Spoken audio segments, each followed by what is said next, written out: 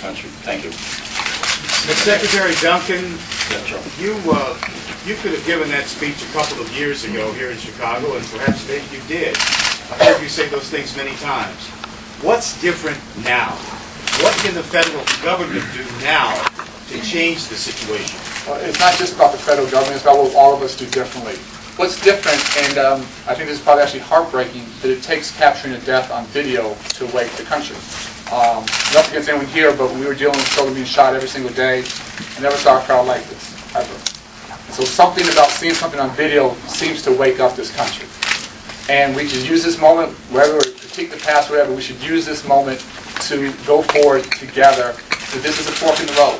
This is a line in the sand, and we have to get dramatically better. And it's all of us stepping up. Nobody gets a pass. How are you going to engage federal funding? A lot of people are talking about federal funding, increased federal funding to help some of the programs that might keep kids in school longer in a day or 12 months a year.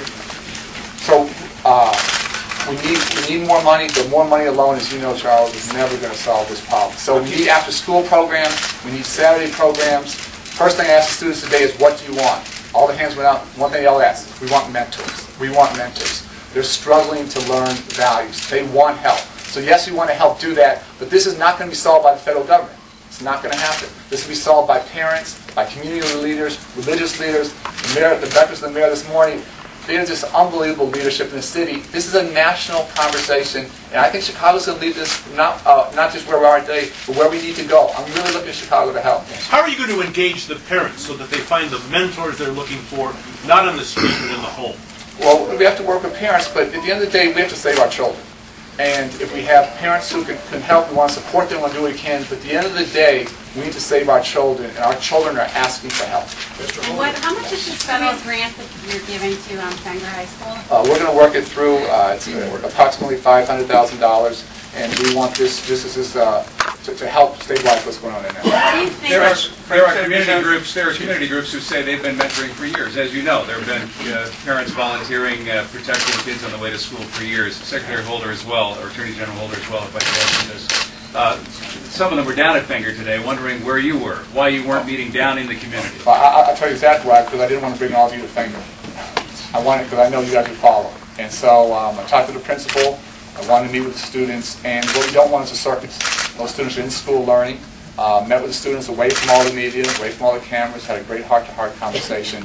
And it's important to me to talk to the students, not the It's not about the adults, it's not about the drama, it's not about people using it for their own agendas. It's about listening to students and responding to what they're asking. Mr. Duncan, some have suggested that the turnaround strategy that you implemented last year at Duncan was partly to blame for the violence, and I was wondering if you could talk about a little bit about destabilizing schools. Yeah, I think that's absolutely ridiculous. If you go back to 03, 04, in Fenger High School, you had 124 students from the Alphaville Garden community.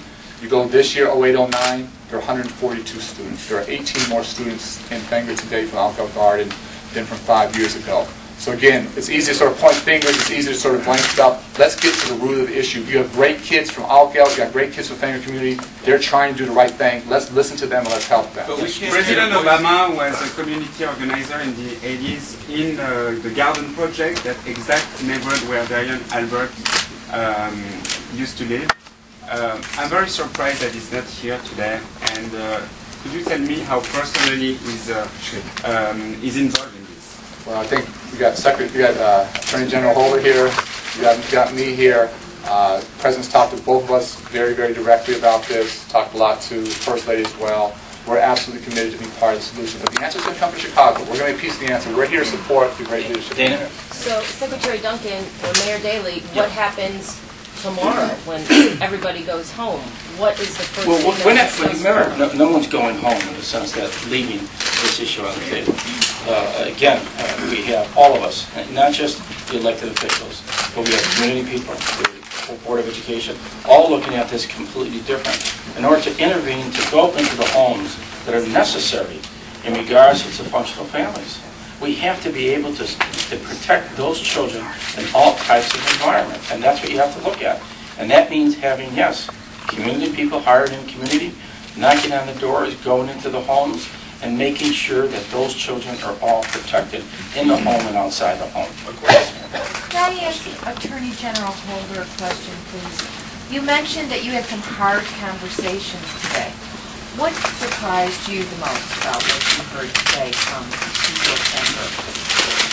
Listening to the students, I think what Arne was talking about, first they talked about the need for mentors, and then I thought one of the themes that I consistently heard expressed in different ways was the need for these children just to feel safe. They're concerned about their safety. They worry about either going to and from school, running to buses. The principal's done a great job in coming up with ways in which kids who come from different neighborhoods get on buses in a relatively quick period of time. They worry about who they have to interact with regard to their peers within school. This whole notion of safety and not feeling safe is something that really struck me. And as Arne can say, all the statistics will tell you that a child who doesn't feel safe is probably pretty incapable of learning. And so that's a thing that we have to really address that involves not only the Department of Education, but the Department of Justice as well.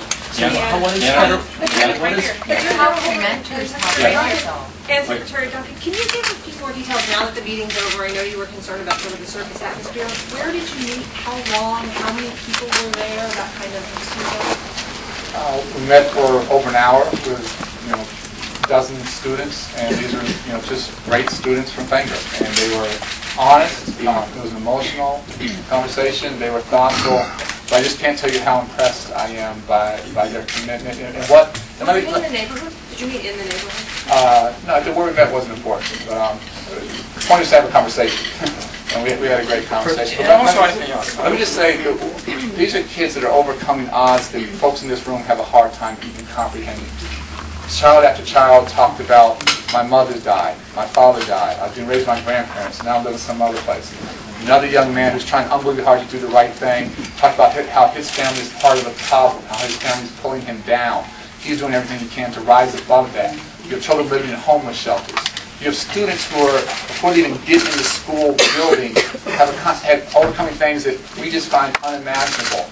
And they're doing the right thing every single day. And I would wish, and the mayor always says this, I would love for this kind of audience to sit down and talk with students who are being the odds every single day and listen to them. But we had I want to make sure that you realize that many times the offenders are not public schools students. They're adults in the community.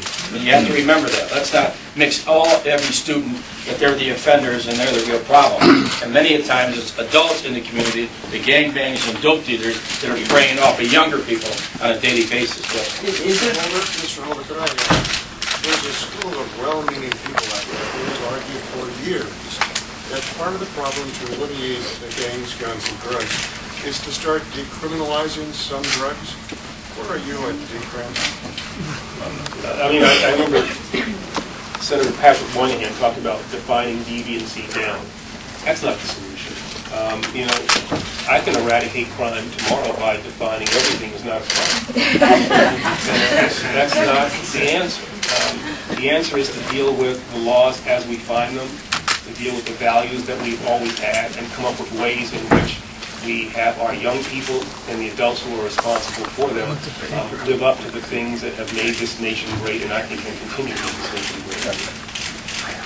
When we speak to youngsters out in the community, many tell us that they actually drop out of high school to help their parents because they don't make ends meet.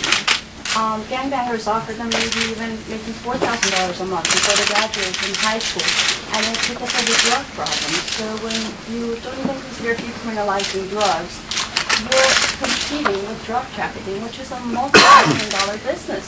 You're investing $22 million. That's probably what a drug trafficker makes in one day. So why? There's a moral component to that question. This whole, I get mad when I hear this. People devalue the kid who goes and works at McDonald's for minimum wage or someplace else for minimum wage. There's a moral component to this. When you see the impact that the sale of drugs has had on communities of color, the distressed communities in this nation, there is no equivalency there. There is no equivalency there.